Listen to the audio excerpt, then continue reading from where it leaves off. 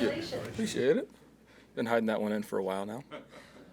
What was it like when she broke the news to you? I was in shock.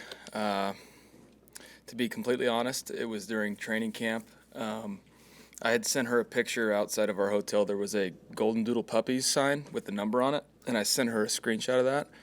And then 2 days later, I go to the house, and she put a Big Brother shirt on our dog. So I started looking around for a puppy, not seeing the ultrasound and the positive pregnancy test right in front of me. So, yeah, I was in the doghouse for a little bit on that one, but it was, just complete shock. But so blessed. Obviously, it's much more to life than just football. So it's one of those things that we're extremely happy about. You're going to be a girl dad. I know, girl dad. Be wrapped around her finger, just completely screwed.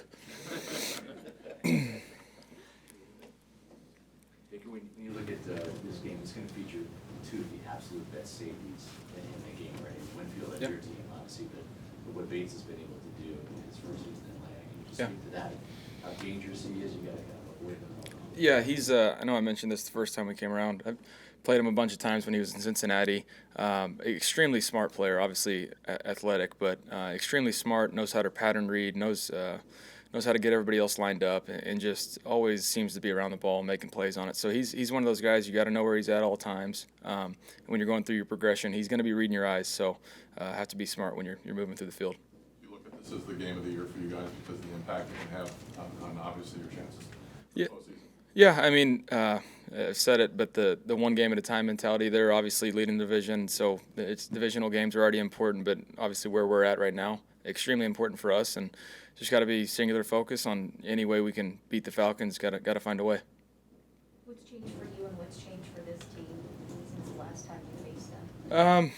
Yeah, we're definitely just a lot better on offense, looking at it detailed-wise, and just the understanding of everybody knowing what exactly we're trying to get accomplished. So, the first game was a little hard to watch film-wise, just going back through it and seeing the improvements that we've had. So, but they presented the different issues for us that we had to learn from. Some blitz package issues, and they held us, to a pretty low score. So, we've got to go in and improve, learn off of that game plan, but also, them not having Grady Jarrett's a little different. They've had Street come in and play really well for him. So we're both different to a certain extent, and so just got to look at the new tape and grow and learn from there.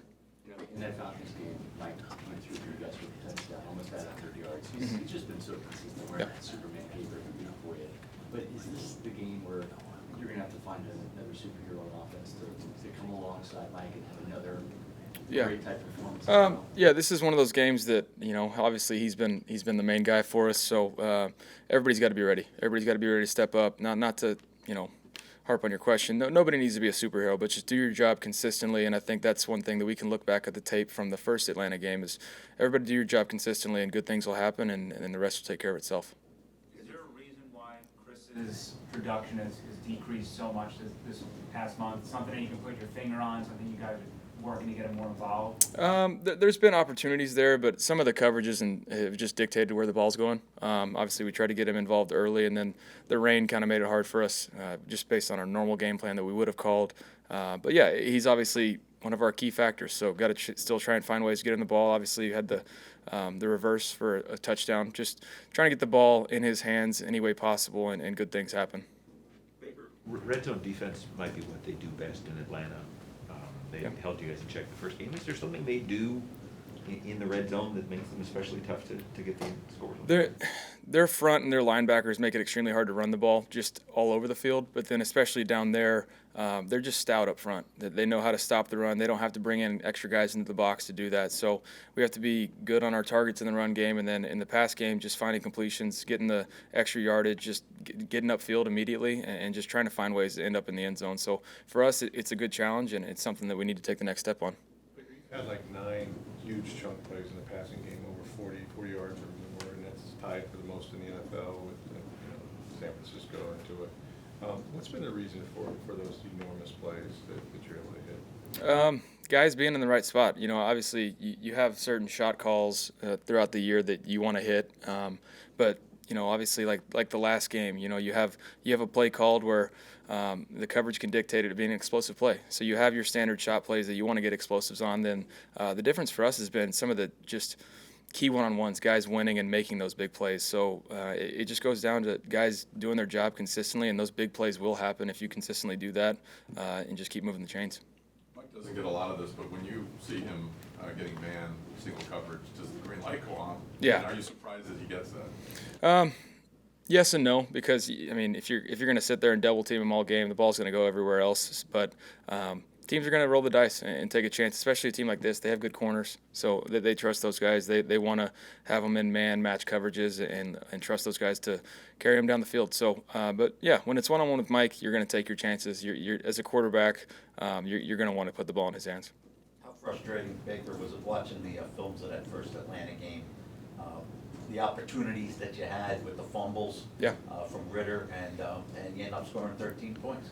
Yeah, really frustrating. Obviously, it's been the steady growth of this offense. And that was an early game, so just watching that, it seems like a different team now from where we're at. And just, like I said earlier, just learning from those mistakes, guys understanding the concepts completely and knowing the little details and things that truly make a difference when you're playing a competitive team like that.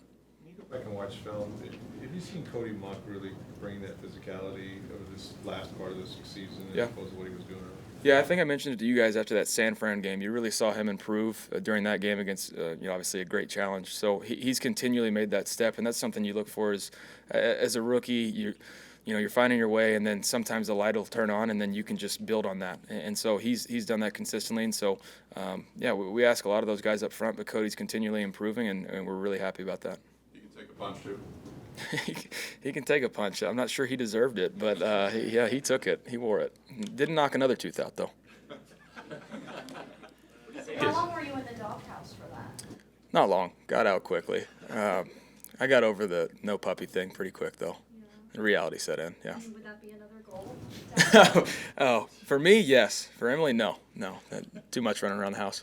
Baker, your history of playing teams a second time, do you feel like it's a little bit easier facing a team that you've seen before? Is it maybe a little more difficult because both teams know each other more the second time around?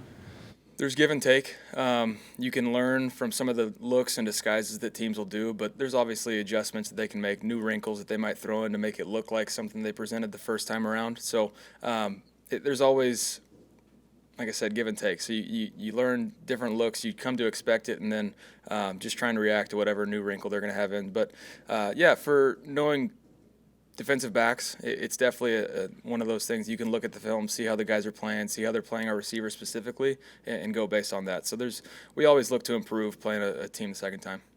Baker, what do you think is the biggest help so far in getting this running game going?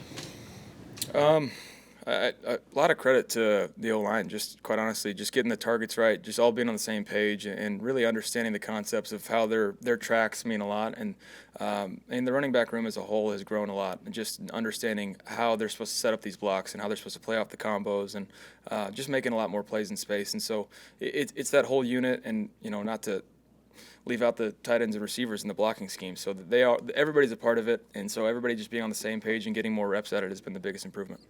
What have you seen in terms of Durham's development from the tight end? He's a really athletic tight end. I think he brings a different aspect in the passing game as well. Obviously, Cade's great in the pass game, but Payton, you saw in that Indy game, making a great catch over the top of somebody. But he helps out in the run game as well. So he's a versatile guy that is continually learning this offense as well, a young guy. And so, he's continually improved over the year, and that's what you look for.